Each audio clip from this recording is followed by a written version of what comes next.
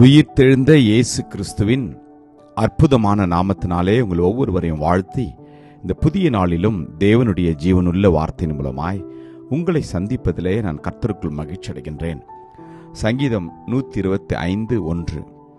கர்த்தரை நம்புகிறவர்கள் என்றென்றைக்கும் அசையாமல் நிலைத்திருக்கும் சீயோன் பர்வதத்தைப் போல் இருப்பார்கள்.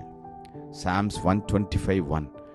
Those who trust in the Lord are like Mount Zion, which cannot be moved but abides forever. Amen. கர்த்தருடைய நாமம் மகிமைப்படுவதாக. அவரை நம்புகிற ஒவ்வொருவருக்கும் அவர் பாதுகாப்பாய் இருக்கின்றார். எல்லா சூழ்நிலையிலும் நீங்களும் நானும் தேவனை நம்ப வேண்டும். உலகத்தில் உள்ளவைகளும் உலகத்தில் நடக்கிற காரியங்களையும் பார்த்து நம்முடைய சமாதானத்தையும் நம்முடைய சந்தோஷத்தையும் நாம் இழக்கக்கூடாது. நம்முடைய நம்பிக்கை ஆண்டவராகிய இயேசுவின் மேல் இருக்கின்ற போது, அவருடைய வார்த்தையை நாம் முழுவதுமாய் நம்புகின்ற போது நீங்களும் நானும் அசைக்கப்படுவதில்லை என்று வேதம் சொல்கின்றது. பர்வதங்கள் எருசலேமை சுற்றி இருக்குமா போல் கர்த்தர் இது முதல் என்றென்றைக்கும் தம்முடைய ஜனத்தை சுற்றிலும் இருக்கிறார் என்று வேதம் சொல்கின்றது.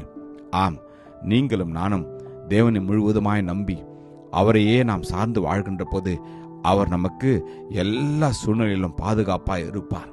கர்த்தரை எப்பொழுதும் எனக்கு முன்பாக வைத்திருக்கிறேன், அவர் என் வலது பரிசத்தில் இருக்கிறபடியால் நான் அசைக்கப்படுவதில்லை என்ற ஒரு நம்பிக்கையும் உறுதியும் நமக்கு இருக்கின்ற போது நாம் பயப்பட மாட்டோம்.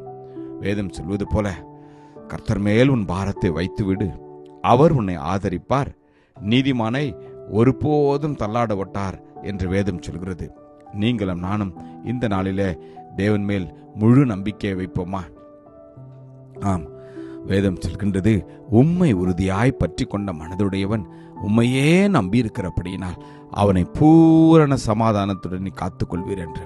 உங்களுக்கும் எனக்கும் தெய்வீக சமாதானம், உலகம் கொடுக்கிற சமாதானம் அல்ல, அவருடைய சமாதானத்தை பெற்றுக்கொள்ள வேண்டும் என்றால் முழுவதுமாய் முழு நிச்சயமாய் தேவன் பேரில் நீங்களும் நானும் நம்பிக்கை வைத்து பற்றுதலாய் இருக்கின்ற போது கர்த்தர் உங்களையும் என்னையும் முடிவு பரைந்தும் அவர் பாதுகாத்துக் கொள்வார். ஜெபிப்போமா?